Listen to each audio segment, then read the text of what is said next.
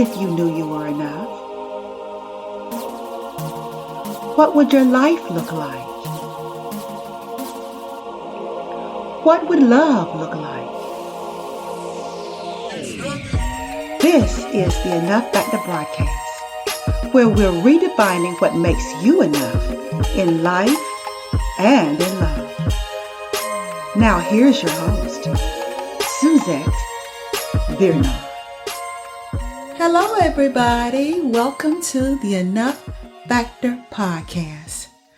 I'm your life coach and relationship solutionist, Suzette, and each week I endeavor to open your minds just a little bit more by amplifying what I've identified as 3 critical factors of enoughness. They are your voice, your value, and your vision. If this is your first time tuning in, a hearty Southern girl welcome. Out of all the podcasts that you could be listening to right now, you decided to tune into mine, and that is pretty darn special. And if you are veterans, my enough warriors out there, thank you so much for your support of me and of this podcast. I could not do it without you, and I'm so grateful to have your support, your well wishes, your comments in the DMs, in emails, just encouraging me to keep on keeping on and to keep talking to you about the very things that people kind of gloss over, but that I try, at least I've been told, that I really connect the dots. I break it down so that you really understand exactly what I'm talking about. And so that to me is a great compliment. And this week, hopefully will be no different. I'm sure many of you have been listening to the news. I mean, just every talk show, channel, whatever, celebrity news has been the breakup of Lori Harvey and Michael B. Jordan. No, I'm not going to weigh in on who's right and who's wrong. That ain't none of my business. I don't know about their relationship. But what I do see is the elephant in the living room that I wish to expose today. It's something that Lori Harvey has in common with Amber Heard, Jada Pinkett-Smith, Meghan Good. And this is a vilification or a vilifying, shorter word, of women when men behave badly, when men seem to be sad or suffering in some way, even bad boys. Men that have a reputation for being bad boys. The women who love them get vilified, right? And so I want to talk about misogyny. Misogyny defined is the dislike of, contempt for, or ingrained prejudice against women. And even though there are men out there who love their mothers and their sisters and their aunts, who will punch you in the eye if you call their mama a wrong name, still have this deeply ingrained sense of privilege, such that there is this sense that a woman should feel lucky if I pay attention to her. She should feel lucky that I wanted to date her. She should feel lucky. And sadly, it permeates so many differences and struggles in relationships. Sometimes men don't feel like they have to be accountable. They don't feel like they have to talk if they don't want to. They can go silent. They can act out in passive aggressive ways. And women are just supposed to accept it because they're men. Now, let me clarify something. I love men. I don't think God got it wrong when he created men and women. I think he got it very, very right. I love our differences and our unique ways of being in the world. I had a conversation with my husband just the other day about how critical men are in the lives of their children, and how so many scars that women walk around with is because their fathers were absent. And even if they were physically there, they were emotionally inaccessible. They might have responded with emotion, but they did not know how to process a woman's feelings and her way of expressing herself. And so for many of them, they just tuned out. They just checked out. Right? And so men are critical. They're necessary. They're needed. I'm in love with a wonderful man that I would not change or trade for anything in this world. I love that he's a man. I love that he sees things differently. I love that he gives a different vantage point. I love his strengths. I love what he inherently carries as a man. So understand, this podcast episode is not to bash men at all. But at the very same time, I would be remiss, having lived as a woman, and I've seen misogyny up close and personal, to not expose the elephant in the room. That women get blamed for what their men do. If he's unhappy, a woman's fault. If he cheats, she's not doing right by him at home. And I just wanted to really unpack it, because I was going to actually title this episode, I Am Lori Harvey. But I thought, wait a minute, I'm 62 years old, menopausal. I'm sitting here right now sweating like a pig, right? Things are sagging in ways I don't want them to. I got gray hair. I even located a gray hair growing out the side of my neck. I'm telling you. So I'm sure some of you will be like, oh, come on, you are not Lori Harvey. But listen to me when I say it. I understand the plight of women who are in relationship with either powerful men or men who are popular, men people like. It's like if you break that man's heart, you are selfish, you're self-absorbed. You're young, you're too young to appreciate a good man. Just give it some time. But sometimes, y'all, sometimes a good man is not your right man.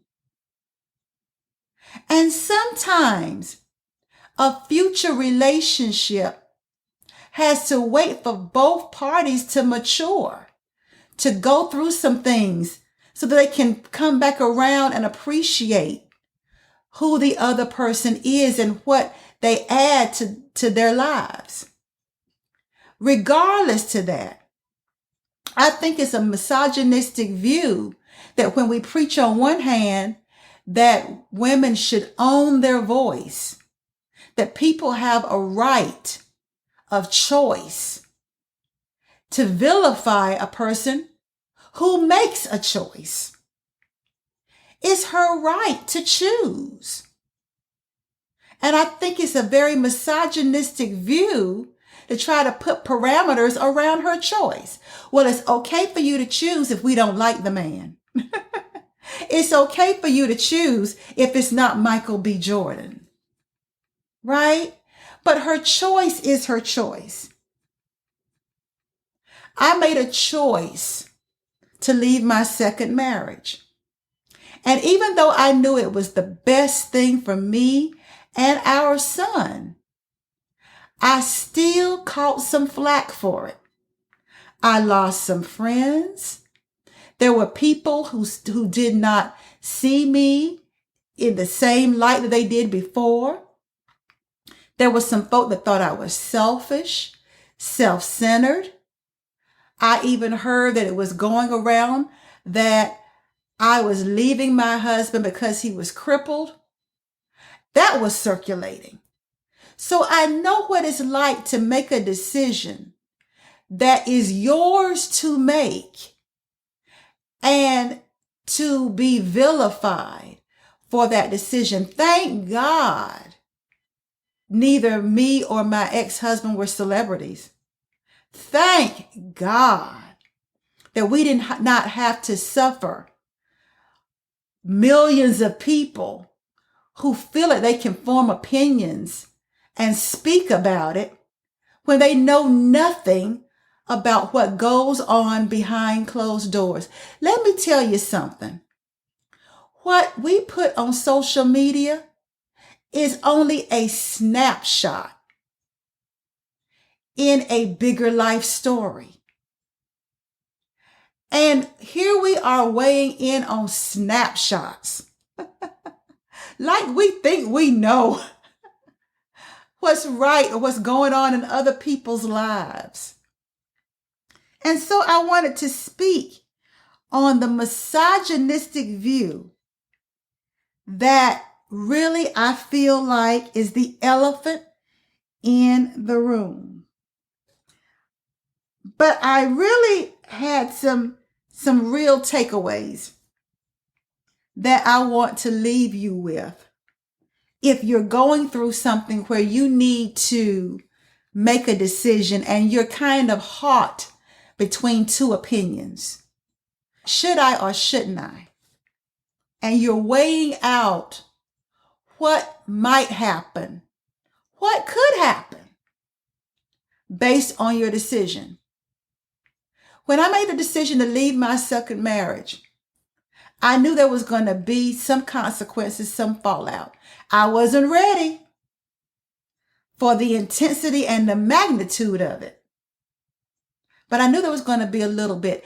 And I wrestled for a while because it was my second marriage to the same person, my son's father. And I was really, really, really grappling with this decision with some guilt because I felt like it was my fault.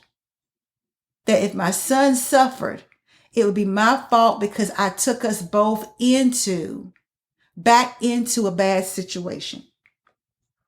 But I remember what really was an aha life-giving moment for me. When my inner wisdom said to me, you know he's going to end up with issues because children of divorce end up with issues.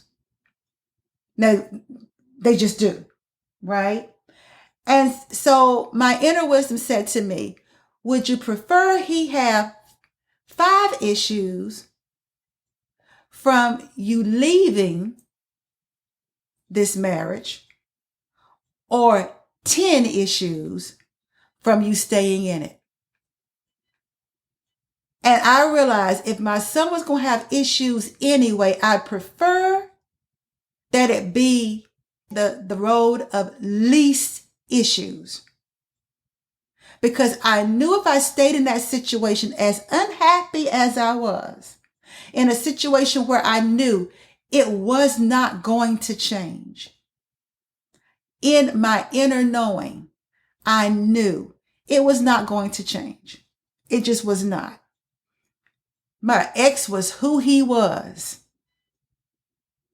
And regardless of the people that defended him vehemently, you don't really know somebody till you live with them.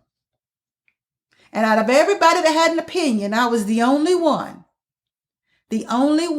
who lived with him as his wife. So I think I had the market cornered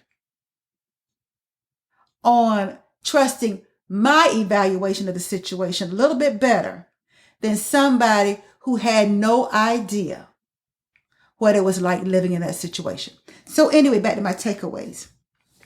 The first takeaway that I want you all to consider is this. It takes courage to stand in your truth, knowing that it will be scrutinized and oftentimes misunderstood. No matter what you might say about any of the women that I named at the top of this podcast, it has taken courage for them to stand during or after being connected romantically with these men. The second takeaway, no one gets to live your life but you. Nobody else. It's your life, yours, given completely to you. And your decisions are yours to make. If you're being true to where you are in your life, then hey, that's all that matters. Third, just because it's the right decision doesn't mean everybody is going to support it. And this is something that I wish somebody had told me about relationships before I thought that I knew better. It's just because you make the right decision, you know in your heart of hearts, it was the best decision you could possibly make, given your set of circumstances, given where you were at the time, given your understanding, and you didn't mean anybody any harm. You made it for you. It does not mean you're going to be supported in it. I remember being told that if you do right, if you do the right thing, that life would reward you. If you do right, things will get better. Have y'all heard that? If you do right, things will get better. Being a church girl, I heard, just get saved and your life will be so much better. And while I am very happy with my spiritual connection and very happy with my relationship with God, the God of my understanding, I cannot say that every right decision ends up the way I envisioned it. Sometimes you can make the right decision and things get worse before they get better. Even though I know it was the right decision to leave my ex-husband, it took me about 5 years before I finished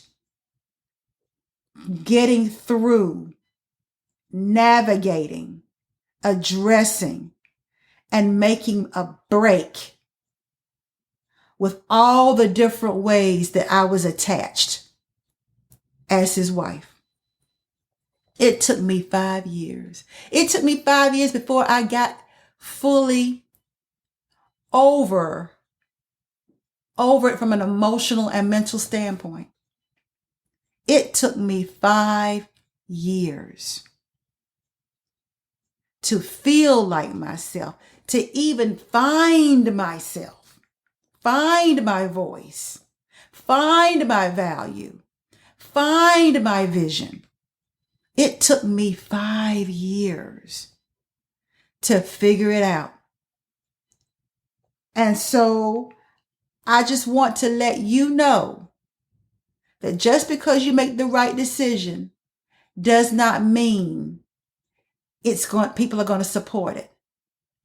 But I will say, if I had to make the decision again, I would still make the same decision. Because where I am now, I never would have gotten to had I stayed in a bad situation. I did not know this kind of love and contentment and partnership was possible. And so I am grateful for everything I had to go through in order to prepare me for the life that I have now. Fourth and finally, this too shall pass. I don't know Lori Harvey or any of the other names that I've mentioned. I don't know if they'll ever know my name. I don't know if our paths will ever cross. But this I will say to anyone, if they're suffering in the court of popular opinion, if they're being vilified by people that they thought had their backs, I want to let you know, this too shall pass. What you're going through today will one day be old news. And the people that are reading you the riot act, giving you the stank face and the side eye, today will pack up their picket signs, their opinions, and their comments, go across the street and find somebody else to pick on. Somebody else to have an opinion on. And you will have moved on. So that's what I wanted to share. I didn't get a chance on my live to really go into it the way I wanted to. But I'm so grateful to have this podcast platform where I can really, really talk real to you. Talk real and to really talk to the woman who wants more for herself. To talk to the woman who wants to find her own voice, who is so tired of having to feel like she's got to muzzle her voice, that she's got to be quiet, be silent. I want to talk to you, the woman whose value is being decided by someone who doesn't even know her. Being decided by another created being. When her creator says that she's beautifully and wonderfully made. I want to talk to that woman who has a vision. Who has a vision of love that's broader and bigger than the status quo. That's broader than this Stepford wife image. That's broader than this doting wife image. That she is a bold, badass action taker who wants to take territory, who wants to go out and change the world, change her world, do her thing, be the boss lady she was born to be, and still have great love. I'm here to tell you it's not an either or. You don't have to choose your career or choose your man. You can have both. And I wanted to make sure that you heard it from me. that you can have both. That when people tell you that you can't, that you've got somebody out here that's saying, listen, yes, you can. And that your man will want you to succeed. He'll want you to be happy. He'll want you to have everything that is yours by divine right. Everything that's yours that's calling you to come get it. There are great men out there that are wonderful, strong men, leaders in their own right, who will be happy to stand with you and stand by your side. They don't want you to be less than who you are. What they find sexy is you being who you are. And they don't give a rat's you know what anybody else says. They know who they are as men. And they support their women wholeheartedly. With that said, thank you so much for listening. And until next time, I want you to remember that you are worthy, you are worth it, you are more than enough. Bye now. You have just listened to the Enough Factor podcast with your host, Suzette Vernon. To get notified of new episodes or to dig deeper into today's topic, become a subscriber. And while you're at it, tell us how we're doing and what topics you're interested in. We appreciate your feedback and your reviews. Until next time, remember, you are worthy, you are worth it, you are enough.